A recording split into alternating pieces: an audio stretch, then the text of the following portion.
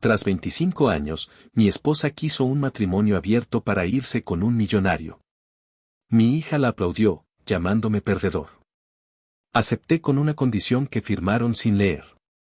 No sabían que el juego acababa de empezar y que yo ponía las reglas. Ahora, ambas están a punto de perderlo todo. Si aún no estás suscrito al canal, haz clic en el botón de suscripción y activa la campanita para no perderte ninguna de nuestras historias. Tu apoyo significa todo para nosotros. Si esta historia te parece interesante, déjale un like. También me encantaría saber de qué ciudad eres, déjanos el nombre de tu ciudad en los comentarios. Ahora, empecemos con la historia. Mi nombre es Arturo Vargas. Hay nombres que suenan a poesía, a aventura.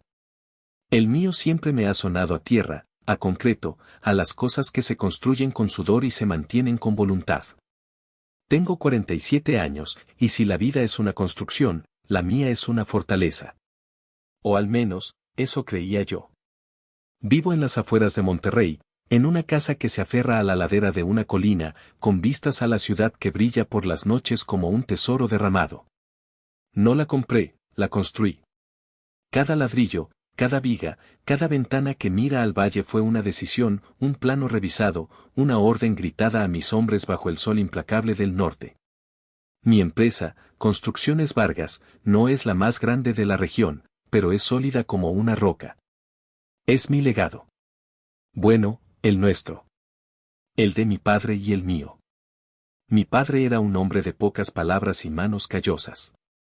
Murió hace 10 años, pero su voz todavía resuena en mi cabeza, no como un eco, sino como los cimientos de mi propio ser. El trabajo habla por un hombre, Arturo, solía decir, mientras mezclaba cemento o revisaba una estructura. Las emociones son un lujo. La lealtad es un pilar. No lo olvides. Y no lo olvidé. Absorbí cada lección en silencio, la disciplina, la dureza, el orgullo de ver algo crecer de la nada. Me juré a mí mismo que sería mejor que él, que mostraría más afecto, que no dejaría que el trabajo me consumiera. Pero la sangre es un arquitecto terco. Conocí a Sofía cuando yo tenía 22 años y ella 20. Era una llamarada de vida en mi mundo de planos y presupuestos. Su risa era la música que le faltaba a mis días. Nos casamos, tuvimos a Valeria, y durante 25 años, me dediqué a hacer lo que yo creía que era un buen esposo y padre. Les di todo, esta casa, seguridad, una vida sin carencias materiales. Creía que mis acciones hablaban por mí, que cada factura pagada, cada viaje de vacaciones, cada sí a sus caprichos era una forma de decir te quiero. Qué ingenuo fui. No entendía que el silencio, por muy cómodo que sea, puede ser el terreno perfecto para que crezcan las malas hierbas. Nuestra hija, Valeria, tiene ahora 21 años. Es brillante, estudia sociología en la universidad, y tiene una opinión para todo. Para ella, yo soy el patriarca, el hombre tradicional, una reliquia de un tiempo pasado. Sus conversaciones están llenas de términos como deconstrucción, privilegio y amor no monógamo. Al principio me hacían gracia. Luego empezaron a sonar como acusaciones veladas. Veía en sus ojos el mismo juicio que a veces veía en los de su madre, el de un hombre predecible, un hombre seguro, un hombre aburrido. En los últimos meses, algo había cambiado. La atmósfera en casa se había vuelto extraña, como el aire quieto y pesado que precede a una tormenta. Sofía, mi Sofía, que siempre había sido elegante de una manera clásica, empezó a vestir diferente. Ropa más ajustada, más juvenil. Salía más a menudo con amigas que yo nunca había visto. Y su teléfono, ese pequeño rectángulo de cristal, se había convertido en una extensión de su mano, siempre con la pantalla hacia abajo sobre la mesa. Yo lo notaba todo. El exmilitar en mí, el constructor que busca fisuras en una pared, no podía ignorar las señales. Pero el esposo, el hombre que había construido su vida sobre la base de la confianza, se negaba a aceptarlas. Me decía a mí mismo que era la crisis de los 45, una fase. Me repetía que después de 25 años, las parejas pasan por baches. Me aferraba a la rutina, al trabajo, a la ilusión de que mi fortaleza era inexpugnable. Pero una fortaleza no es nada si la traición viene de dentro. Y yo estaba a punto de descubrir que las paredes de mi castillo no eran de piedra, sino de cristal, y que el martillo estaba en las manos de las dos personas que más debería haber protegido. No sabía que mi vida, tal como la conocía, estaba a punto de ser demolida, y que sobre sus ruinas me vería obligado a construir algo nuevo, algo más frío, más duro. Algo que mi padre, quizás, habría reconocido. Las grietas no aparecen de la noche a la mañana. Empiezan como fisuras invisibles, líneas finas que recorren los cimientos hasta que la estructura entera gime bajo una presión insostenible. En mi casa, las grietas tenían un nombre, Ricardo. El nombre empezó a flotar en el aire de nuestra casa como un perfume ajeno. Ricardo dice que debería probar ese nuevo restaurante, comentaba Sofía, mirando su reflejo en la ventana de la cocina. Ricardo piensa que el arte contemporáneo es una gran inversión. Ricardo me invitó a una galería el sábado. Ricardo. Siempre Ricardo. Al principio, pregunté quién era. Oh, solo un amigo, respondió ella con una ligereza estudiada. Lo conocí en el club de tenis. Es muy interesante, un inversionista inmobiliario. Yo asentía, tragándome la bilis. No era un hombre celoso por naturaleza. Mi confianza, como todo en mi vida, era una estructura sólida. Pero había algo en la forma en que ella pronunciaba su nombre, una mezcla de admiración y secreto, que activaba todas mis alarmas internas. Era el tono de una adolescente hablando de su primer amor, no el de una mujer de 45 años hablando de un amigo. Valeria, por su parte, se había convertido en la principal defensora de esta nueva apertura de su madre. Cada cena se convertía en un pequeño seminario.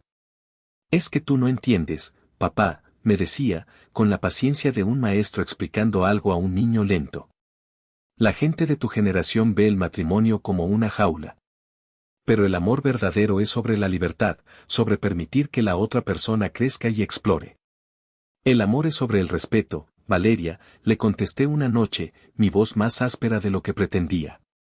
Y sobre el compromiso que haces con una persona. Eso no es una jaula, es un refugio. O debería serlo. Ella rodó los ojos. Ese es un pensamiento tan patriarcal. ¿Por qué una persona debería ser dueña de la experiencia de otra? Si mamá quiere tener amigos, explorar nuevos intereses, ¿cuál es el problema? ¿Te sientes inseguro? La palabra inseguro me golpeó. Era su arma favorita, la acusación definitiva en su arsenal ideológico. Si no estabas de acuerdo con ella, eras frágil, anticuado, inseguro. Sofía observaba estos intercambios en silencio, con una pequeña sonrisa, como si mi hija estuviera librando sus batallas por ella. La situación se intensificó. Sofía empezó a llegar tarde. Las excusas eran vagas, mucho tráfico, la reunión se alargó. Un día, mientras buscaba un documento en su coche, encontré un recibo de un hotel boutique del centro de la ciudad. Una habitación para dos, con cargo por servicio a la habitación. La fecha coincidía con una de sus noches de chicas. Lo sostuve en mi mano, el papel fino se sentía como una sentencia. El corazón me martilleaba en el pecho, un tambor de guerra sordo y furioso. Por un momento, quise entrar en la casa y confrontarla, arrojarle el papel a la cara y exigir una explicación. Pero la voz de mi padre se impuso. Nunca muestres tus cartas, Arturo. Nunca dejes que la emoción te guíe. Doblé el recibo con cuidado y lo guardé en mi cartera. Se convirtió en mi recordatorio secreto, la prueba fría y tangible de la traición. Decidí esperar. Observar. Recopilar información. El soldado en mí tomó el control del esposo herido. Las cenas se volvieron insoportables. Eran un teatro del absurdo. Yo, sentado a la cabeza de la mesa, el rey de un castillo en ruinas. Sofía, frente a mí, con una sonrisa brillante y los ojos vacíos. Y Valeria, la princesa revolucionaria, lanzando sus dardos verbales. Leí un artículo fascinante sobre las relaciones poliamorosas, anunció una noche, como si nada. Demuestra que la monogamia es una construcción social para controlar la propiedad. Es súper interesante cómo la gente se está liberando de esas cadenas. Miré a Sofía. Ella evitó mi mirada, concentrándose intensamente en cortar su filete. En ese momento, lo entendí todo. Esto no era una fase. Era un plan. Estaban preparando el terreno, normalizando la traición, convirtiéndome en el villano de una historia en la que ellas eran las víctimas de mi mentalidad anticuada. Esa noche no dormí. Me senté en mi estudio, con las luces apagadas, mirando la ciudad dormida. La casa estaba en silencio, pero en mi cabeza había un estruendo. El sonido de 25 años de mi vida derrumbándose. No sentía tristeza. Sentía una rabia fría, calculadora. Habían subestimado al hombre con el que vivían.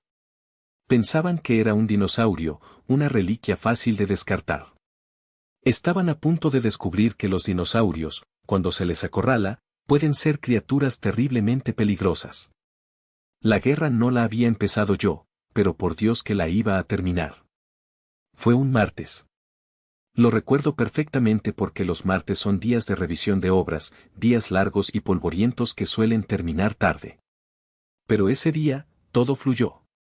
Los proveedores llegaron a tiempo, el concreto se vertió sin problemas, y una reunión importante se canceló.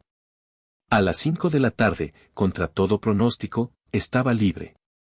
Decidí ir a casa temprano, quizás sorprender a Sofía, proponerle salir a cenar a ese lugar que tanto le gustaba. Quería, estúpidamente, intentar reparar las grietas que sentía bajo mis pies. Cuando entré en la cocina, el ambiente me golpeó como una pared. Estaban las dos, Sofía de pie junto a la encimera, con los brazos cruzados, y Valeria sentada a la mesa, con una postura erguida y una expresión de solemne importancia. Parecía un tribunal.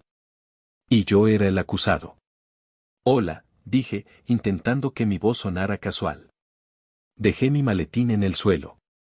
¿Qué pasa? ¿Malas noticias? Sofía respiró hondo. Arturo, siéntate, por favor. Su tono no admitía réplica. Me senté frente a Valeria, dejando un espacio vacío entre nosotros que se sentía como un abismo. Apoyé los codos en la mesa, un gesto que mi padre usaba para mostrar calma y control, aunque por dentro mi estómago era un nudo de hielo. Muy bien, dije, mirándolas a ambas. Soy todo oídos. Sofía comenzó. Su voz era suave, ensayada. Arturo, vamos a cumplir 25 años de casados. Han sido buenos años. Pero necesito un cambio. He estado pensando mucho en lo que quiero de la vida, en quién soy más allá de ser una esposa y una madre. Y siento que me he estancado. Un cambio, repetí, mi voz plana. ¿Qué tipo de cambio? Fue Valeria quien respondió, con un brillo casi triunfal en los ojos. Mamá quiere un matrimonio abierto. La frase quedó suspendida en el aire, obscena. Matrimonio abierto. Sonaba como una herida abierta. Miré a Sofía, esperando que lo negara, que se riera, que dijera que era una broma de mal gusto de su hija. Pero ella asintió lentamente, confirmando la sentencia. Valeria continuó, envalentonada por mi silencio. Es algo muy normal hoy en día, papá. Todas las parejas modernas lo hacen. Se trata de ser honestos sobre nuestras necesidades. El aspecto físico no es lo más importante, lo que importa es la conexión emocional, la confianza. La palabra confianza fue como una bofetada. Me giré hacia mi hija.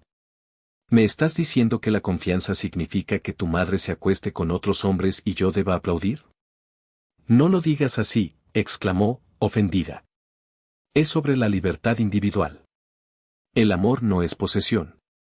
Si de verdad quieres a mamá, la dejarás ser libre para explorar esa parte de sí misma. Y tú también serías libre, claro. Una risa amarga, silenciosa, murió en mi garganta. ¿Libre yo? A los 47 años, después de dedicar media vida a esta familia. Me volví hacia mi esposa. Sus ojos evitaban los míos. Sofía, dije, y mi voz sonó extraña, como si viniera de lejos. ¿Es esto lo que quieres? ¿Acostarte con otros hombres? Ella se mordió el labio. No lo pongas de esa forma tan cruda, Arturo. No es que sea infeliz contigo. Es que, estoy aburrida. De la rutina. De la misma persona. Quiero sentirme deseada de nuevo, quiero novedad, pasión. Pasión, repetí. La palabra sonaba hueca, un cliché sacado de una mala novela.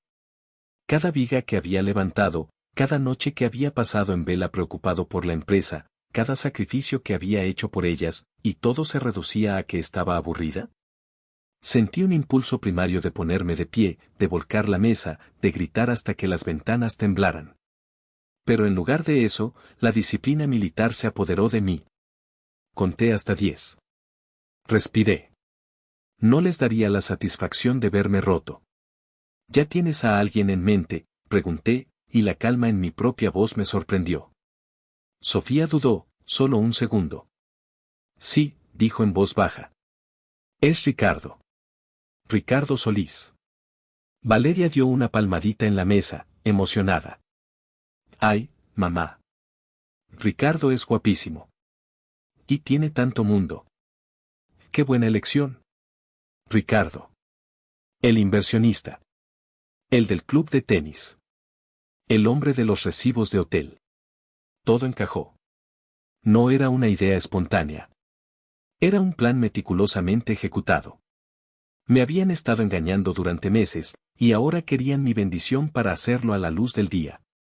Me levanté, les di la espalda y caminé hacia el fregadero. Abrí el grifo, el sonido del agua llenando el silencio tenso. Necesitaba un momento para que la máscara de calma no se resquebrajara. De acuerdo, dije finalmente, cerrando el grifo y girándome para enfrentarlas. Sus caras eran un estudio de sorpresa y confusión. De acuerdo, balbuceó Sofía. Sí, afirmé. Acepto. Tendremos un matrimonio abierto. Valeria sonrió, una sonrisa de suficiencia pura. ¿Ves, mamá? Te dije que entendería. Con una condición, añadí, y mi voz cortó el aire.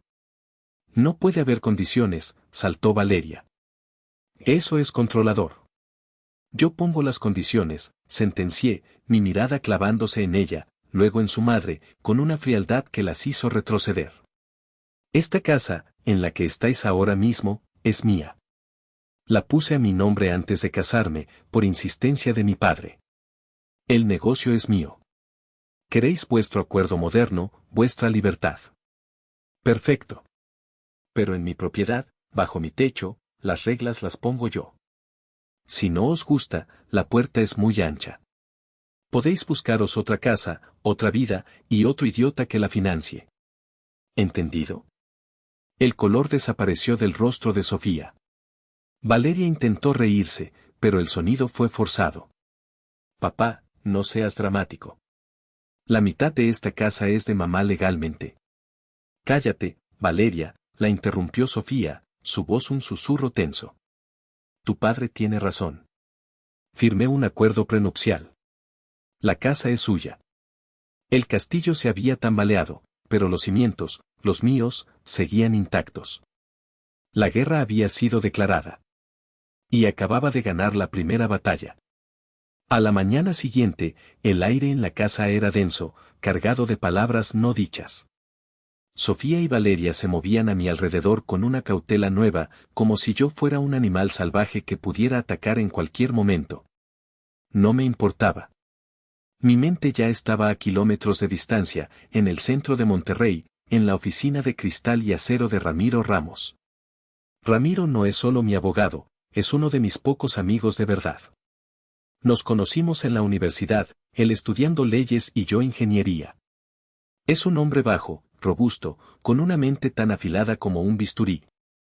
Su especialidad es el derecho corporativo, pero su verdadera pasión son las complejidades de la naturaleza humana. Sabía que disfrutaría de esto. Llegué a su oficina sin avisar. Su secretaria intentó detenerme, pero le hice un gesto y entré directamente. Ramiro levantó la vista de sus papeles, una ceja arqueada. Arturo, dijo, recostándose en su silla de cuero. O la empresa se ha derrumbado o tu matrimonio lo ha hecho. Por tu cara, apuesto por lo segundo. Me senté frente a él y le conté todo. La conversación en la cocina, el nombre de Ricardo, la exigencia del matrimonio abierto, mi condición. Escuchó sin interrumpir, sus dedos tamborileando suavemente sobre la mesa de caoba. Cuando terminé, se quedó en silencio por un largo momento. «Podrías pedir el divorcio por adulterio», dijo finalmente. «Sería rápido. Con el prenupcial, ella no se llevaría mucho». «Demasiado simple, Ramiro», respondí. «Demasiado limpio. ¿Quieren jugar a un juego moderno? Vamos a jugar. Pero vamos a poner las reglas por escrito. Quiero un postnupcial. Un anexo al acuerdo que ya tenemos. Quiero que sea una obra de arte. Quiero que sea una trampa de acero con cebo de seda». Una lenta sonrisa se dibujó en el rostro de Ramiro. Se inclinó hacia adelante, sus ojos brillando con interés profesional. «Me gusta cómo suena eso. Eres más cínico que tu viejo, y eso ya es decir. Muy bien, arquitecto. Muéstrame los planos de tu trampa». Saqué una libreta de mi maletín. Había pasado la noche en vela, no revolcándome en la autocompasión, sino diseñando. Primero, comencé, la cláusula de propiedad. Se reafirma que la casa y cualquier otra propiedad a mi nombre son exclusivamente mías. Ninguna pareja extramarital de ninguno de los dos podrá poner un pie en la casa. Ni para una visita, ni para cenar, ni mucho menos para pasar la noche. Violación de esta cláusula es causa de terminación inmediata del acuerdo, con consecuencias. Ramiro asintió, tomando notas. Lógico. Territorio neutralizado. Segundo. Finanzas. Yo seguiré cubriendo los gastos del hogar, como siempre. Pero cualquier gasto relacionado con sus actividades extracurriculares corre por su cuenta. Cenas, viajes, regalos. Su dinero, su problema. Mi cuenta bancaria no financiará su aventura. Elegante, murmuró Ramiro. Le cortas los fondos para la guerra. Tercero. Salud. Pruebas mensuales obligatorias de enfermedades de transmisión sexual para ambos. Los resultados deben ser compartidos. Si uno de los dos da positivo, el otro tiene derecho a terminar el acuerdo y solicitar el divorcio con causa justificada. Ramiro silbó por lo bajo. Eso es brutal. Y brillante. Cuarto. Descendencia. Cualquier hijo nacido de una relación extramarital no tendrá ningún derecho sobre mi patrimonio. El padre biológico será el único responsable legal y financiero. Sin reclamos, sin pensiones, sin herencia. Y ahora, dije, inclinándome yo también, la joya de la corona, Ramiro. La cláusula de salida. Sus ojos se fijaron en los míos. El acuerdo de matrimonio abierto se mantendrá en vigor indefinidamente. Solo podrá ser disuelto por mutuo acuerdo. Si una de las partes desea terminarlo y la otra no, el acuerdo continúa. Y aquí viene lo bueno, si Sofía solicita el divorcio mientras este acuerdo esté en vigor, se considerará una ruptura unilateral del contrato matrimonial original. En ese caso, renuncia a toda posible pensión compensatoria o alimenticia. A todo. Saldría de mi casa y de mi vida con lo que llevaba puesto el día que nos casamos. Ramiro se recostó de nuevo en su silla, dejando escapar un largo suspiro de admiración. Arturo, Arturo. Esto no es un contrato, es una declaración de guerra nuclear. Es maquiavélico. Y completamente legal. ¿Crees que lo firmará? Lo firmará, aseguré, mi voz llena de una certeza helada. Está cegada por la arrogancia. Cree que tiene el control. Cree que soy un viejo dinosaurio que ruge pero no muerde. Y su hija, su pequeña ideóloga, la convencerá de que esto es solo una pataleta mía, un intento de asustarla. Firmará para demostrar que no tiene miedo. Me levanté. Quiero los borradores para mañana, Ramiro. Convoca una reunión para pasado mañana. Que venga con su abogado. Quiero que todo sea impecable. Ramiro se puso de pie y me extendió la mano. Será un placer, mi amigo. Un verdadero placer profesional. Al salir de su oficina y volver al Sol de Monterrey, no me sentía ni feliz ni triste. Me sentía como me sentía antes de una operación militar importante, concentrado, tranquilo, con cada nervio alerta. Había diseñado la jaula perfecta. Ahora solo tenía que esperar a que el pájaro entrara voluntariamente, cantando su canción de libertad. La reunión tuvo lugar 2 días después en la sala de juntas de la oficina de Ramiro. El ambiente era gélido, a pesar del aire acondicionado que zumbaba suavemente. La mesa de cristal pulido reflejaba nuestros rostros como máscaras tensas. De un lado, Ramiro y yo, vestidos con trajes oscuros, la imagen de la seriedad corporativa. Del otro, Sofía, Valeria y su abogada, una mujer alta y delgada llamada Leonor, cuyo rostro ya mostraba una expresión de profundo escepticismo. Sofía llevaba un vestido rojo brillante, un acto de desafío visual. Valeria, a su lado, vestía como si fuera a una protesta estudiantil, con una camiseta con un eslogan feminista y una mirada de superioridad moral. Ramiro, con una profesionalidad impecable, distribuyó las copias del documento. Como solicitó mi cliente, comenzó, hemos redactado un anexo al acuerdo prenupcial existente, para clarificar los términos y condiciones del nuevo acuerdo de matrimonio abierto propuesto por la señora Vargas. Leonor se puso unas gafas de lectura y comenzó a repasar el documento. Su ceño se fue frunciendo con cada página que pasaba. Sofía intentaba mantener una apariencia de aburrimiento, como si todo aquello fuera un trámite sin importancia. Valeria miraba por la ventana, visiblemente impaciente. El silencio se prolongó durante casi 15 minutos, roto solo por el susurro del papel al pasar las hojas. Finalmente, Leonor dejó caer el fajo de papeles sobre la mesa con un golpe seco que nos hizo a todos sobresaltar. Se quitó las gafas y me miró directamente. Licenciado Vargas, dijo, usando mi título profesional como si fuera un arma, esto es, con todo respeto, el documento más draconiano y unilateral que he visto en mis 20 años de carrera. Se volvió hacia Sofía. Sofía, este acuerdo te deja completamente desprotegida. La cláusula sobre la propiedad es abusiva. La renuncia a la pensión en caso de divorcio es, francamente, inconcebible. Te está pidiendo que apuestes 25 años de tu vida a cambio de, ¿qué exactamente? Libertad, Leonor, intervino Valeria, con su tono de sabelotodo. Se trata de que mi madre sea libre. Papá solo está asustado, por eso pone todas estas reglas ridículas. Es un intento de control. Esto no es control, jovencita, replicó Leonor, su paciencia visiblemente agotada. Esto es una aniquilación financiera. Te está diciendo, Sofía, que si este experimento no funciona y quieres salir, te irás sin nada. 0. ¿Lo entiendes? Sofía me miró por primera vez desde que habíamos entrado en la sala. En sus ojos vi un destello de duda, una sombra de miedo. Por un segundo, pensé que se echaría atrás. Aproveché ese momento. No es un castigo, Sofía, dije, mi voz tranquila y razonable. Es una clarificación. Tú has pedido cambiar las reglas fundamentales de nuestro matrimonio. Yo simplemente estoy protegiendo lo que construí mucho antes de que esta nueva idea surgiera. Nuestro acuerdo prenupcial siempre se basó en la fidelidad. Como esa base ya no existe, necesitamos una nueva. Si tu relación con Ricardo, pronuncié el nombre lentamente, es tan sólida, y tu deseo de novedad es tan fuerte, entonces no deberías tener miedo de firmar.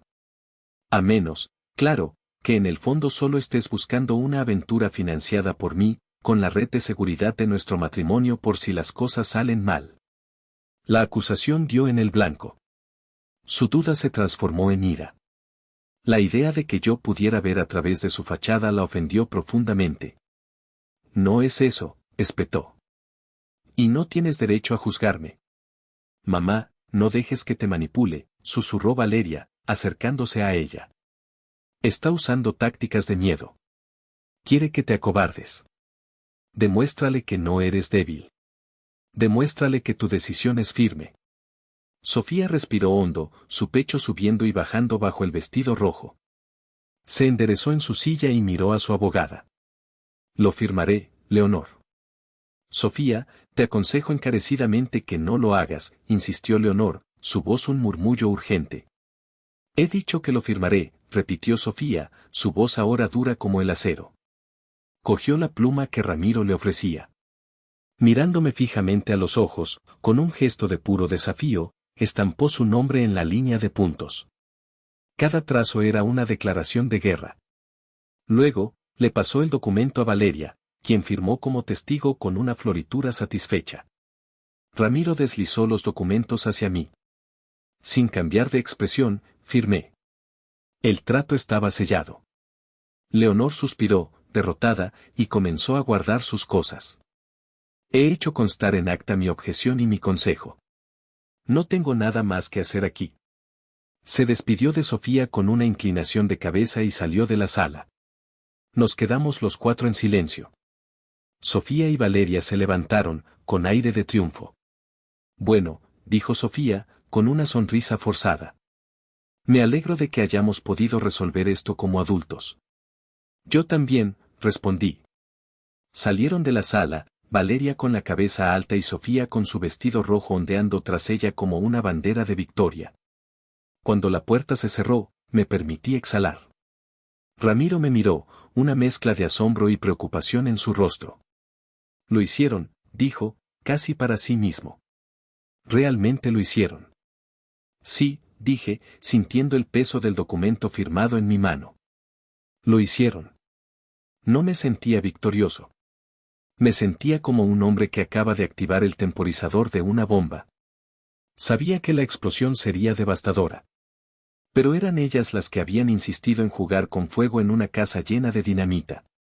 Yo solo me había asegurado de que, cuando todo estallara, yo fuera el único que quedara en pie. La firma de aquel documento no trajo la paz, sino que oficializó la Guerra Fría. La casa se convirtió en un territorio ocupado, un escenario donde se representaba una farsa de normalidad. Los días que siguieron fueron una lección de tensión contenida y hostilidad pasiva. Sofía no perdió el tiempo. Apenas 2 días después de la reunión, anunció que iba a cenar fuera. No dijo con quién, pero la sonrisa radiante y el perfume caro que llenaba el aire mientras se arreglaba frente al espejo del vestidor eran una declaración en sí mismos. La vi salir desde la ventana de mi estudio, subiendo a un coche de lujo que la esperaba al final de la calle. Un Mercedes negro. El coche de Ricardo. Valeria estaba eufórica. Actuaba como la jefa de campaña de una exitosa elección. Mamá se ve tan feliz, ¿no crees?, me dijo esa noche durante la cena, una cena para 2 que se sentía más vacía que una mesa para 1. Está redescubriéndose a sí misma. Es maravilloso verla florecer. Yo me limité a asentir, masticando mi comida con una lentitud deliberada. ¿Y qué hay de tus estudios? ¿Todo en orden? El cambio de tema la descolocó. Sí, todo bien. Los exámenes finales son en un par de meses. Bien, dije. El esfuerzo académico es importante. Es la base de la independencia. Ella no captó la indirecta. O no quiso hacerlo. Siguió hablando de la valentía de su madre, de cómo estaba rompiendo paradigmas. Yo escuchaba, o fingía escuchar, mientras mi mente trabajaba, trazando líneas, evaluando daños, planificando los siguientes movimientos. Las salidas de Sofía se hicieron regulares. Miércoles, viernes, a veces incluso los domingos por la tarde. Regresaba tarde, con los ojos brillantes y el olor a vino y a un perfume que no era el suyo impregnado en la ropa. Nunca pregunté dónde había estado.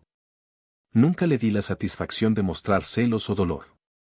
Mi indiferencia era mi arma. Y parecía desconcertarla más que cualquier grito o acusación. A veces la sorprendía mirándome, con una expresión de confusión, como si no pudiera entender por qué el dinosaurio no rugía. La casa, mi castillo, se sentía profanada.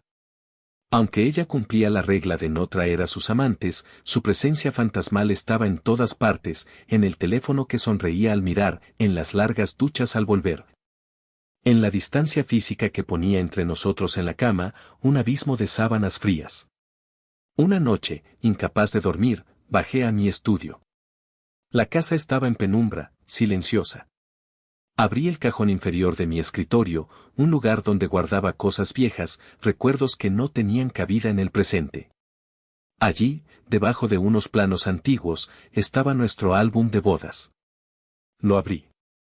La primera foto era de nosotros dos, saliendo de la iglesia.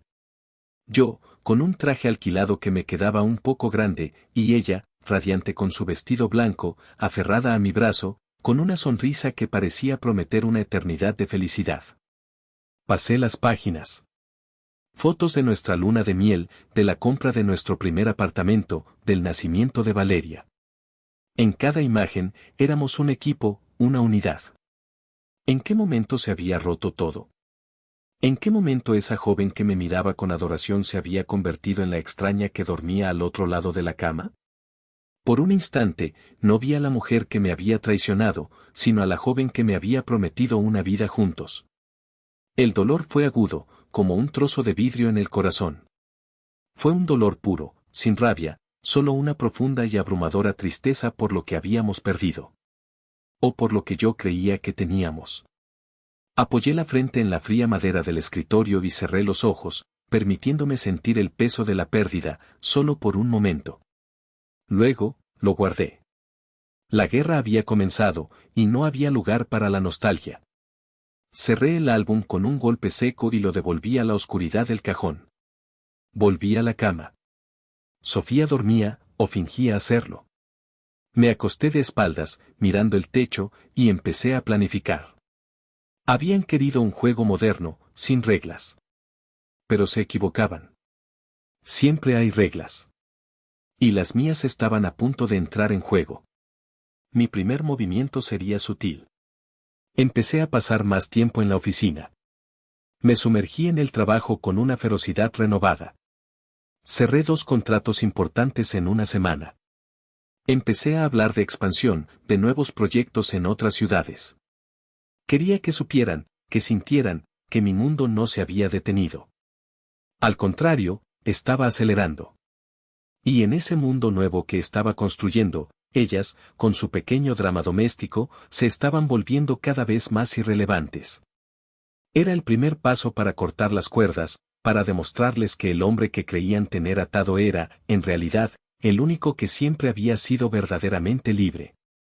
La venganza, aprendí en el ejército, no es un acto de pasión, sino un ejercicio de paciencia y estrategia. Un ataque frontal es ruidoso y predecible. El movimiento más efectivo es el que el enemigo no ve venir, el que socava sus cimientos desde dentro. Mi objetivo no era Ricardo Solís, el playboy de medio pelo que se acostaba con mi mujer. Él era solo un síntoma. Mi objetivo era el ecosistema de arrogancia que Sofía y Valeria habían construido. Y para demolerlo, necesitaba una aliada inesperada. Mi amigo Miguel, mi jefe de proyectos y excompañero de armas, fue mi primer recurso. Miguel es un hombre que sabe cómo encontrar cosas, no en Internet, sino en el mundo real, a través de contactos y conversaciones. Le pedí que averiguara todo lo posible sobre Ricardo Solís. No sus finanzas, eso era fácil. Quería saber de sus hábitos, sus debilidades, su personal. 2 días después, Miguel me entregó un informe escueto. El tipo es un pavor real, me dijo, mientras tomábamos un café en una obra. Le encanta alardear. Tiene una oficina de lujo en San Pedro, pero la mayoría de sus tratos son humo. Y tiene una alta rotación de personal. Parece que no paga bien y trata a sus empleados como basura. Su última asistente personal se fue hace un mes. Una chica llamada Isabella. Dicen que es lista y que se fue porque estaba harta de sus chanchullos. Isabella. El nombre se quedó conmigo. Encontrarla no fue difícil. Estaba empezando su propio pequeño negocio de consultoría para startups, trabajando desde una modesta oficina compartida. La llamé bajo el pretexto de que mi empresa estaba buscando diversificar sus inversiones y que necesitaba asesoramiento sobre el mercado inmobiliario emergente. Aceptó una reunión de inmediato. Cuando entré en la pequeña sala de juntas, me encontré con una mujer de unos 25 años, de mirada inteligente y directa. No había nada de la víctima en ella. Había una determinación tranquila, una profesionalidad que contrastaba con el entorno caótico de la oficina compartida. Empecé hablando de negocios, de mis supuestos planes de inversión. Ella escuchaba atentamente, haciendo preguntas pertinentes, demostrando un conocimiento del mercado que me impresionó. No era solo una cara bonita que había trabajado para un hombre rico. Era aguda. Después de unos 20 minutos, cambié de táctica. La verdad, Isabella, dije, inclinándome ligeramente hacia adelante, estoy aquí por otra razón. Sé que trabajaste para Ricardo Solís. Su expresión se endureció al instante. Una persiana de acero cayó sobre sus ojos. Mi relación laboral con el señor Solís ha terminado. No discuto asuntos de antiguos empleadores. No estoy aquí para preguntarte por sus secretos comerciales, la tranquilicé. Estoy aquí porque Ricardo Solís está teniendo una aventura con mi esposa. Lo dije sin rodeos, sin drama. Su sorpresa fue genuina. Sus cejas se alzaron y me estudió con un interés renovado. Vaya, fue todo lo que dijo. Mi esposa y yo tenemos un acuerdo, continué. Uno complicado. Pero necesito entender al hombre con el que estoy tratando. No como un rival, sino como un factor en una ecuación de negocios muy personal. Ella se recostó en su silla, evaluándome. Ricardo es un depredador, dijo finalmente, su voz fría y precisa. No le interesan las mujeres, le interesa lo que representan, un trofeo, una conexión, una cuenta bancaria. Se alimenta de la inseguridad. Busca mujeres inteligentes y exitosas que atraviesan un mal momento, las hace sentir como reinas y luego, cuando se aburre o consigue lo que quiere, las desecha. Eso confirma mis sospechas, dije. Hubo un silencio. Podía verla pensar, sopesar sus opciones. Mire, señor Vargas, dijo, con una franqueza que me gustó. Ricardo me utilizó y me descartó. No le debo ninguna lealtad. Pero tampoco quiero problemas. No habrá problemas para ti, le aseguré. Solo quiero hacerte una propuesta. Hay una gala benéfica de la Cámara de la Construcción la próxima semana. Es el evento más importante de nuestro sector. Todo el mundo estará allí. Incluidos muchos socios y conocidos de Ricardo. Y, por supuesto, la noticia de que mi esposa y yo tenemos un acuerdo ya es el chisme del momento. Quiero que vengas como mi acompañante. Ella me miró, atónita. ¿Cómo, su cita? Como mi socia comercial, corregí suavemente. Te presentaré a todos los peces gordos de la industria. Te daré más contactos en una noche de los que podrías conseguir en un año. A cambio, tú me das tu presencia. Quiero que Ricardo, y mi esposa, vean que mi vida no solo no se ha detenido, sino que está mejorando. Quiero que vean que he pasado página con alguien más joven, más inteligente y con más futuro que el hombre que creen tan maravilloso. Ella se quedó pensativa. Podía ver el conflicto en sus ojos, el riesgo contra la oportunidad. Él estará allí, dijo ella, casi en un susurro. Lo sé, respondí. Ese es el punto. Finalmente, una pequeña sonrisa, astuta y desafiante, se dibujó en sus labios. De acuerdo, señor Vargas. Acepto su propuesta de negocios. Pero con una condición. Dime. Llámame Arturo. Y después de la gala, me escucharás en serio sobre mis ideas de inversión. Son buenas. Le extendí la mano. Trato hecho, Isabella. Su mano era firme. En ese momento, supe que no solo había encontrado una pieza para mi juego. Había encontrado a una jugadora. La partida estaba a punto de volverse mucho más interesante. La noche de la gala, el aire en el salón del Country Club vibraba con el murmullo de 100 conversaciones y el tintineo de las copas de champán. Era un mar de trajes caros y vestidos de diseñador, un desfile de poder y dinero.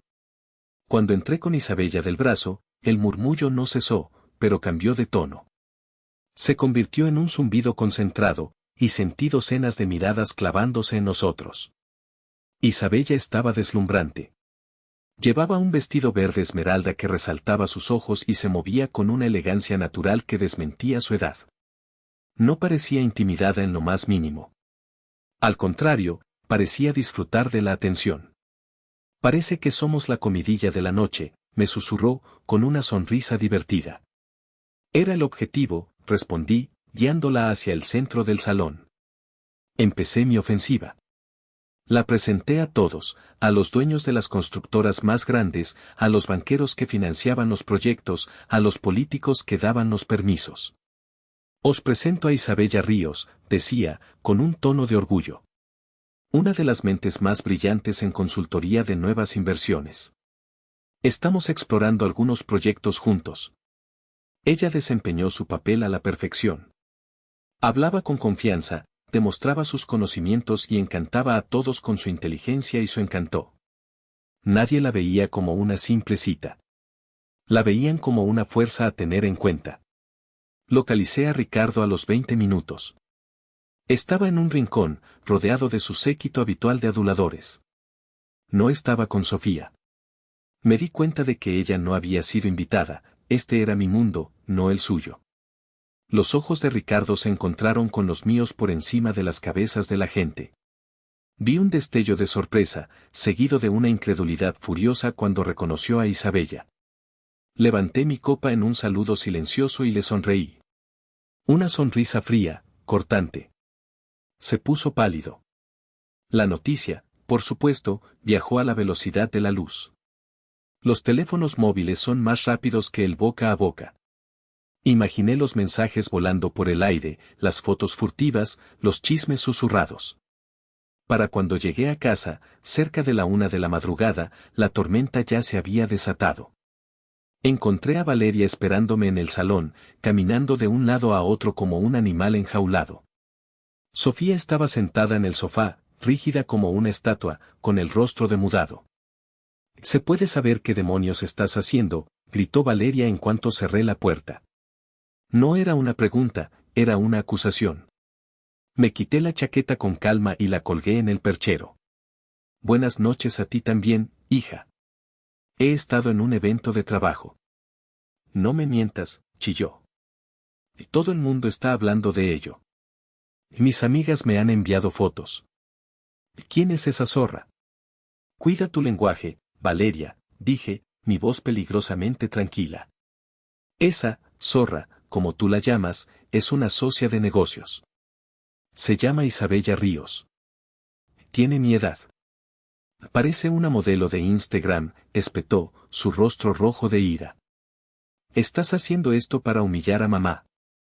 Es asqueroso. Me giré lentamente y la miré a los ojos. Luego miré a Sofía, que seguía en silencio, observando la escena con los ojos muy abiertos. Déjame entender esto, comencé, mi voz cortando el aire tenso. Cuando vuestra madre decide que quiere acostarse con otro hombre porque está aburrida, eso es libertad, empoderamiento, romper paradigmas. Cuando yo asisto a un evento de trabajo con una mujer adulta y profesional, eso es asqueroso y humillante. Hice una pausa, dejando que las palabras calaran. Curioso vuestro doble rasero. Valeria se quedó sin palabras. Abrió la boca para responder, pero no le salió nada.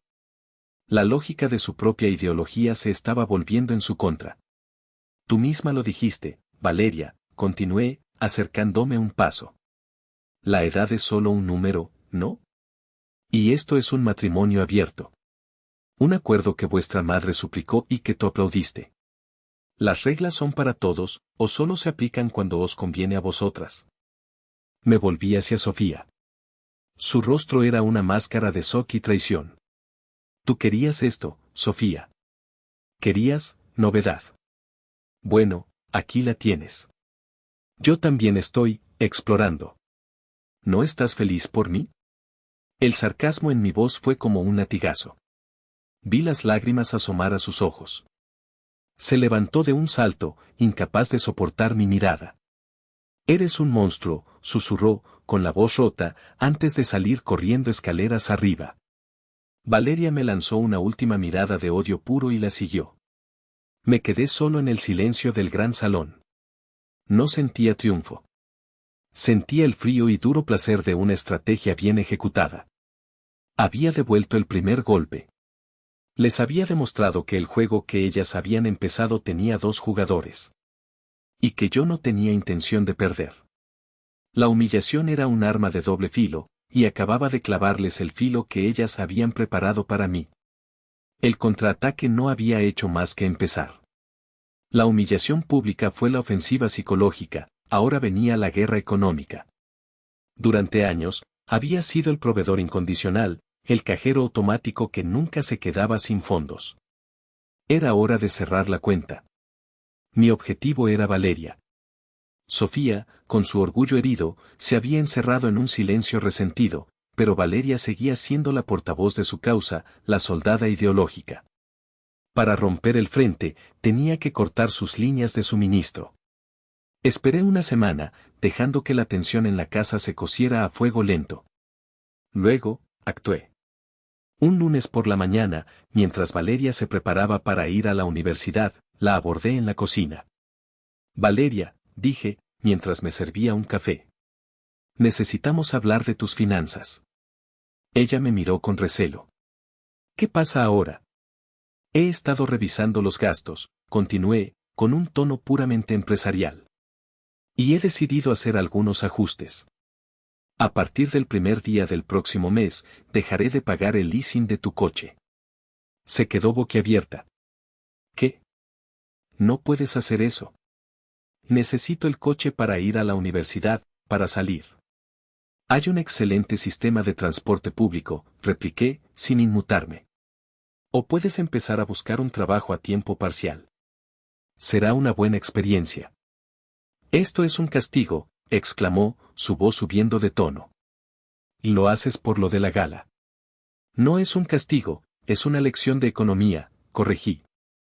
Además, también he dado orden al banco de cancelar tu tarjeta de crédito adicional. La que está asociada a mi cuenta. Te sugiero que gastes con cuidado el saldo que te queda. Ahora el pánico empezó a reemplazar a la ira en sus ojos. Papá, no puedes. Tengo gastos. Libros, ropa, mis salidas con amigas. Bienvenida al mundo real, hija. Un mundo donde las cosas cuestan dinero y el dinero hay que ganárselo. Pero tú prometiste. Prometiste que me apoyarías durante toda la universidad para que yo pudiera concentrarme en mis estudios. Esa promesa estaba condicionada a un mínimo de respeto mutuo, dije, mi voz endureciéndose. Una condición que tú y tu madre decidisteis anular. Elegisteis un bando, Valeria. Ahora, afrontad las consecuencias económicas de esa elección. Quizás Ricardo, con su gran fortuna, pueda ayudarte. O quizás debas aplicar esas teorías tuyas sobre la autosuficiencia. Estaba temblando de rabia. Te odio, gritó, antes de salir de la cocina dando un portazo. Esa misma tarde, recibí una llamada de Miguel. Su voz sonaba preocupada. Arturo, acabo de hablar con Ramiro. Me ha contado lo del postnupcial. Y ahora esto de tu hija. Hizo una pausa. Sé que te han herido, hermano. Te conozco. ¿Pero estás seguro de esto? Es tu hija. No te conviertas en el tipo de hombre que tu padre era. Las palabras de Miguel me golpearon donde más dolía. Mi mayor miedo siempre había sido ese, convertirme en una réplica de mi padre, un hombre eficiente y exitoso, pero emocionalmente inaccesible y, a veces, cruel en su pragmatismo. Él me enseñó a proteger lo mío, Miguel, respondí, mi voz más baja de lo habitual. Te enseñó a construir muros, Arturo, replicó él. No te confundas. Solo te digo que tengas cuidado. La venganza puede ser un veneno que te consume a ti antes que a tu enemigo. Colgué el teléfono, y por primera vez desde que todo empezó, sentí una punzada de duda. ¿Estaba yendo demasiado lejos? ¿Estaba permitiendo que la rabia me convirtiera en un monstruo? Me senté en mi oficina, mirando los planos de un nuevo edificio sobre mi mesa. Líneas rectas, ángulos perfectos, una estructura lógica y predecible. Mi vida se había convertido en lo contrario. Pero entonces recordé la cara de suficiencia de Valeria en la cocina, la mirada de desafío de Sofía al firmar el acuerdo. No estaban arrepentidas. Solo estaban furiosas porque su plan había tenido consecuencias imprevistas. Mi resolución volvió, más fuerte que antes. Esto no era solo venganza. Era una lección. Una lección dura y dolorosa sobre la responsabilidad. Si querían ser tratadas como adultas, entonces tendrían que enfrentarse a problemas de adultos. Y el problema más grande de todos es que la vida, a diferencia de sus teorías universitarias, no es gratis. El primer día del mes siguiente, la compañía de leasing se llevó el coche de Valeria. La vi desde la ventana, discutiendo inútilmente con el conductor de la grúa, antes de rendirse y entrar en casa con lágrimas de frustración. No sentí placer.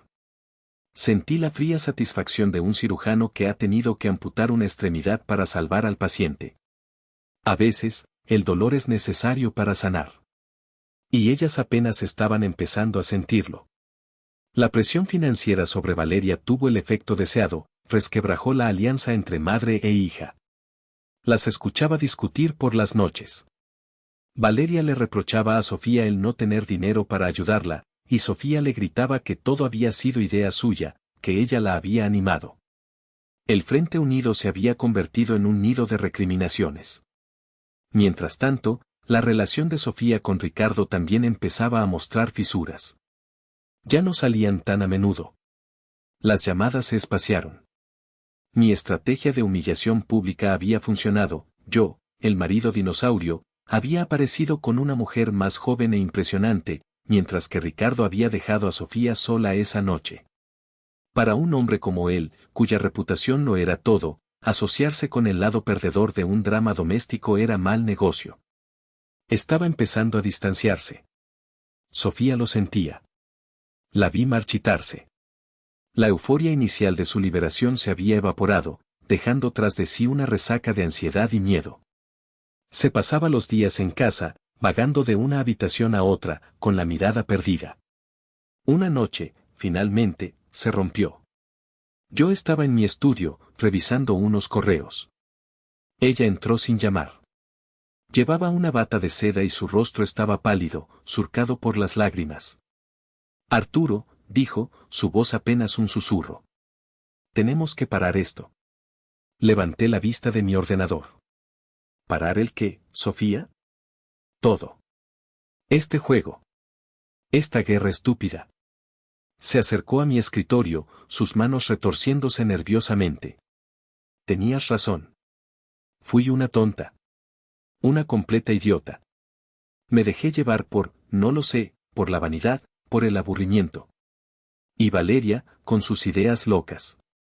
Se pasó una mano por el pelo. Ricardo es un farsante. Un encantador de serpientes. Ya casi no me llama. Creo que se avergüenza de mí después de lo de la gala. Y Valeria no para de culparme por lo del coche, por el dinero. Mi vida es un infierno, Arturo. Se derrumbó en la silla frente a mí. Cometí un error. El peor error de mi vida. Lo admito. Por favor, ¿podemos cerrar el matrimonio? Olvidemos todo esto. Volvamos a ser como antes. Por favor. Sus palabras eran las que había anhelado escuchar durante semanas. La rendición total. La admisión de su culpa. Pero al oírlas, no sentí ninguna satisfacción. Solo un vacío helado. La miré, estudiándola.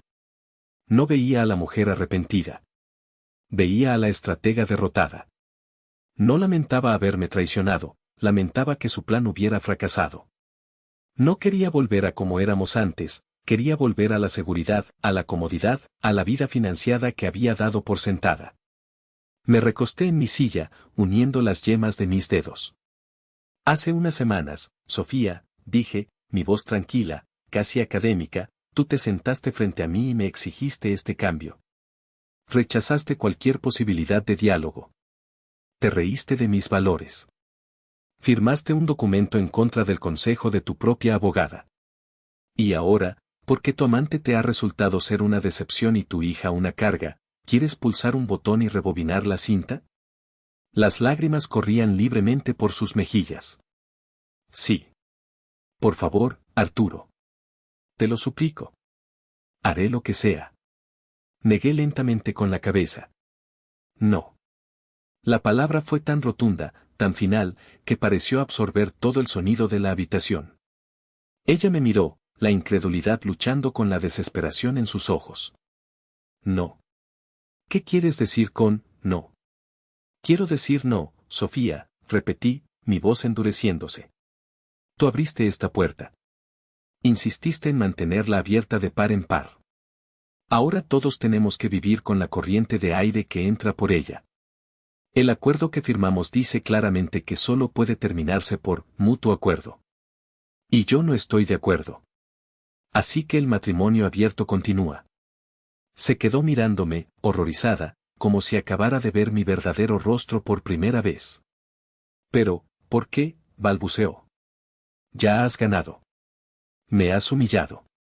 Me has visto arrastrarme. ¿Qué más quieres? Quiero que entiendas, dije, inclinándome sobre la mesa, mi voz bajando a un susurro intenso y cruel. Quiero que cada mañana, cuando te despiertes en esta casa que ya no sientes tuya, recuerdes la decisión que tomaste.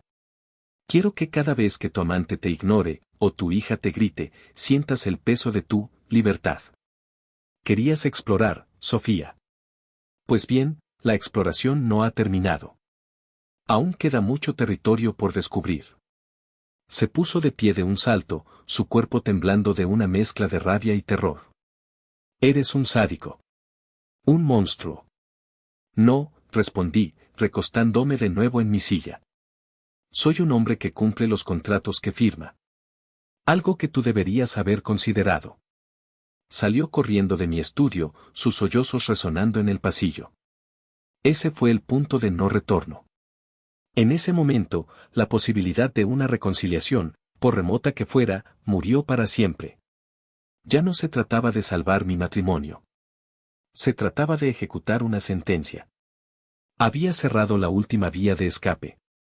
La había encerrado en la jaula que ella misma había diseñado y había tirado la llave. La guerra no había terminado. La fase de asedio acababa de comenzar. Los meses que siguieron fueron un lento descenso a los infiernos para Sofía. El asedio fue brutal y silencioso. Atrapada en una casa que se sentía como una prisión dorada, con un marido que la trataba con la fría cortesía de un extraño y una hija que la culpaba de todos sus problemas, empezó a desmoronarse física y mentalmente. Adelgazó de forma alarmante. Las ojeras se convirtieron en moratones permanentes bajo sus ojos. Dejó de arreglarse. Vagaba por la casa en bata, con la mirada vacía, a veces llorando en silencio, otras veces discutiendo a gritos con Valeria por teléfono, ya que nuestra hija había decidido mudarse temporalmente con unas amigas para escapar del ambiente tóxico. Una tarde, la encontré en el porche trasero, mirando el jardín que una vez había cuidado con tanto esmero y que ahora estaba descuidado. Arturo, dijo, sin volverse.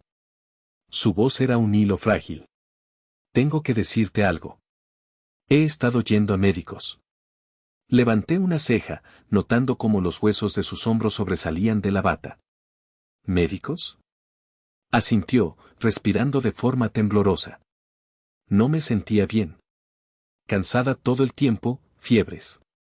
Hizo una pausa, y cuando finalmente se giró para mirarme, su rostro era un mapa de vergüenza y derrota. Di positivo en una ETS. La noticia no me sorprendió, pero aún así sentí una sacudida. Era una de las cláusulas del contrato, una posibilidad que había previsto con una frialdad clínica. Fue Ricardo, continuó, su voz rompiéndose. Supongo que, nunca pensé. Las lágrimas empezaron a brotar. Estoy en tratamiento. Dicen que es tratable, pero es humillante. Así que espero que estés contento. Has conseguido tu venganza. Una parte de mí, una parte pequeña y casi extinguida, sintió una punzada de piedad. Pero fue ahogada por la voz fría de la lógica. Yo no estoy contento, Sofía. Esto no es mi venganza. Es la consecuencia directa de tus elecciones. Tú saltaste a la cama con el primer hombre que te susurró palabras bonitas al oído. ¿Creías que eso no tenía un precio? Su rostro se contrajo de dolor. Te odio. Lo sé, dije simplemente, y la dejé sola en el porche. Mientras ella se hundía, mi vida tomaba una dirección inesperada. Mi relación con Isabella, que había comenzado como una alianza estratégica, se había transformado en algo más profundo. Pasábamos mucho tiempo juntos, trabajando en sus planes de negocio, cenando, hablando. Descubrí a una mujer con una ambición feroz, una inteligencia aguda y una sorprendente calidez. Con ella, podía ser yo mismo. Podía hablar de mi pasión por la construcción, del legado de mi padre, de mis años en el ejército. Ella escuchaba sin juzgar, sin intentar analizarme o cambiarme. Me veía, de verdad. Y en su presencia, empecé a relajarme de una forma que no recordaba haber hecho en años, ni siquiera con Sofía en los buenos tiempos. La intimidad entre nosotros creció, natural y sólida, como una de mis construcciones. Una noche, estábamos en su apartamento, celebrando la firma de su primer gran cliente, un contacto que yo le había facilitado. El ambiente era ligero, lleno de risas y vino. Pero noté que ella estaba algo distraída, pensativa. ¿Qué ocurre?, le pregunté. Dejó su copa sobre la mesa y me tomó la mano. Me miró a los ojos, su expresión una mezcla de nerviosismo y determinación. Arturo, dijo en voz baja. Estoy embarazada. El mundo se detuvo. El zumbido de la ciudad al otro lado de la ventana, la música suave del estéreo, todo se desvaneció. Solo podía oír el latido de mi propio corazón, fuerte y errático. ¿Estás segura?, logré preguntar. Asintió. Completamente. Tengo casi 8 semanas. Y, obviamente, eres el padre. Quiero tenerlo, Arturo. Sé que es complicado, sé que el momento es un caos, pero quiero tener a este bebé. Una tormenta de emociones me azotó. Shock. Miedo. Y, para mi sorpresa, una abrumadora oleada de alegría. Un hijo. Una segunda oportunidad. La posibilidad de hacerlo bien esta vez, de construir una familia sobre una base de honestidad y respeto mutuo, no sobre las ruinas de mentiras y aburrimiento. Miré a Isabella, a sus ojos brillantes y esperanzados, y vi mi futuro. Un futuro que no sabía que quería hasta ese preciso instante. De acuerdo, dije, mi voz firme a pesar del torbellino interior. De acuerdo, Isabella. Lo resolveremos. Juntos. La sonrisa de alivio que iluminó su rostro fue una de las cosas más hermosas que había visto nunca. El contraste era casi poético en su crueldad. Mientras la vida de Sofía se consumía en la enfermedad y el arrepentimiento, una nueva vida estaba empezando a crecer, un nuevo capítulo para mí. El universo, en su extraña y a veces terrible simetría, estaba equilibrando la balanza. Estaba cerrando una puerta a un pasado de decadencia y abriendo una ventana a un futuro de esperanza. Y yo, sin dudarlo un segundo, decidí caminar hacia la luz. La noticia del embarazo de Isabella fue el catalizador final. Solidificó mi decisión y borró cualquier sombra de duda o piedad que pudiera quedar en mí. Mi lealtad, mi futuro y mi responsabilidad estaban ahora con ella y con nuestro hijo por nacer. Era hora de demoler la estructura podrida de mi antiguo matrimonio de una vez por todas. Llamé a Ramiro al día siguiente. Quiero el divorcio, le dije, sin preámbulos. Inícialo de inmediato. ¿Bajo qué términos?, preguntó. Bajo los términos del postnupcial, respondí. Ella solicitó el matrimonio abierto. El acuerdo está en vigor. Ahora yo solicito el divorcio. Quiero que se ejecute la cláusula de salida al pie de la letra. Sin pensión, sin compensación. Nada.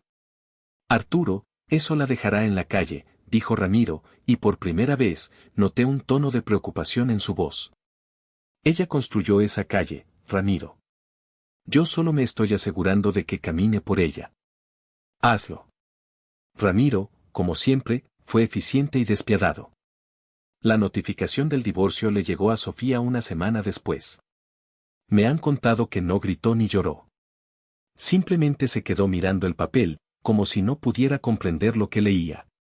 La realidad de la trampa que había firmado con tanta arrogancia finalmente la golpeó con toda su fuerza. Su abogada, Leonor, intentó luchar. Presentó mociones, alegó coacción emocional, incapacidad temporal. Pero el documento era una fortaleza de hierro. Ramiro desmanteló cada uno de sus argumentos con una precisión quirúrgica.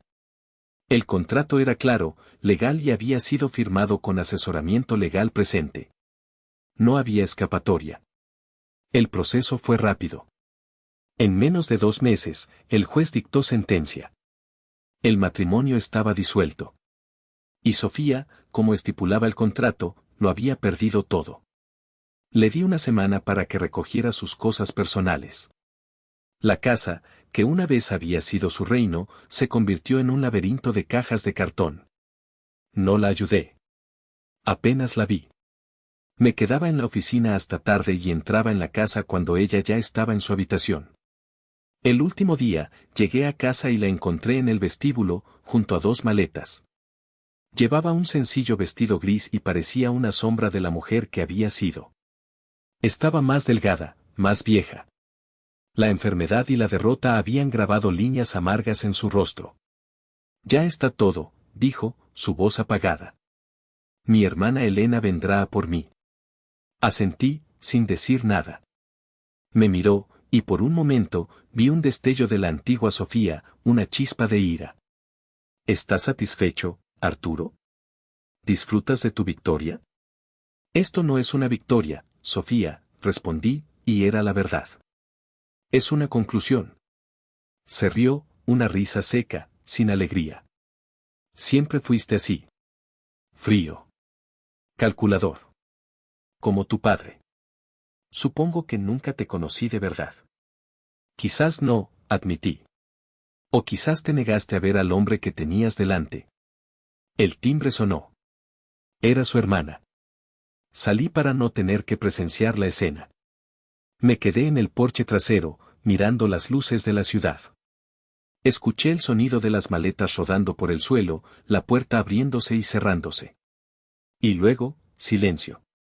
El castillo era mío de nuevo. Pero se sentía vacío. Lleno de fantasmas. Unas semanas más tarde, por pura curiosidad, pasé por un pequeño centro comercial cerca de la universidad. Y la vi. Valeria. Estaba detrás del mostrador de una cafetería, limpiando la máquina de expreso. Llevaba un uniforme que le quedaba grande y una gorra. Su rostro estaba cansado, sin maquillaje, pero había una nueva determinación en su mirada. Estaba trabajando. Ganándose la vida. Nuestros ojos se cruzaron por un instante a través del cristal. Vi un destello de reconocimiento, seguido de una mezcla de vergüenza y resentimiento. Rápidamente apartó la mirada y siguió con su trabajo. No entré. Arranqué el coche y me fui. No sentía placer en su humillación. Sentía algo extrañamente parecido al orgullo. La princesa había sido destronada, sí. Pero estaba aprendiendo a sobrevivir por sí misma. La lección, por brutal que hubiera sido, estaba empezando a dar sus frutos. Había perdido una hija, pero quizás, solo quizás, ella estaba en el camino de encontrarse a sí misma. 5 años pueden cambiarlo todo. Mi vida era la prueba. La casa, antes un mausoleo de recuerdos amargos, ahora estaba llena de risas y del sonido de pequeños pies corriendo por los pasillos. Isabella y yo nos habíamos casado 1 año después del divorcio. Nuestro hijo, Mateo, era un torbellino de energía de 4 años, con los ojos inteligentes de su madre y mi terquedad. Construí una nueva vida sobre las ruinas de la anterior. Una vida más honesta, más simple. Isabella no era solo mi esposa, era mi socia. Su pequeña consultora había crecido, y juntos habíamos hecho varias inversiones exitosas. Había encontrado una igualdad y un respeto que nunca tuve con Sofía. No volví a saber nada de Valeria. Escuché a través de terceros que había terminado la universidad, pagándosela a ella misma con varios trabajos. Se había mudado a otra ciudad. Quizás era lo mejor. El abismo entre nosotros era demasiado grande para cruzarlo. Una mañana de domingo, mientras ayudaba a Mateo a construir una torre de bloques en el salón, sonó mi teléfono. Era un número desconocido. Contesté. ¿Arturo Vargas? La voz era de una mujer, sonaba cansada. Sí, soy yo. Soy Elena. La hermana de Sofía. Un escalofrío me recorrió. No había hablado con ella desde el día del divorcio. Elena, dije, mi voz cautelosa. ¿Cómo estás? Hubo un largo silencio al otro lado de la línea. Luego, un suspiro. Arturo, te llamo para decirte que Sofía falleció anoche. Los bloques de Mateo se derrumbaron sobre la alfombra. El sonido pareció venir de muy lejos. ¿Qué? ¿Cómo? Su salud nunca mejoró, dijo Elena, su voz quebrándose. La infección tuvo complicaciones. Estuvo entrando y saliendo del hospital durante meses. Y, su ánimo, nunca se recuperó de todo. Anoche, simplemente, no despertó. Me quedé de pie, en medio de mi soleado salón, con el teléfono pegado a la oreja, incapaz de decir nada. Solo pensé que debía saberlo, añadió Elena, antes de colgar. Bajé el teléfono lentamente.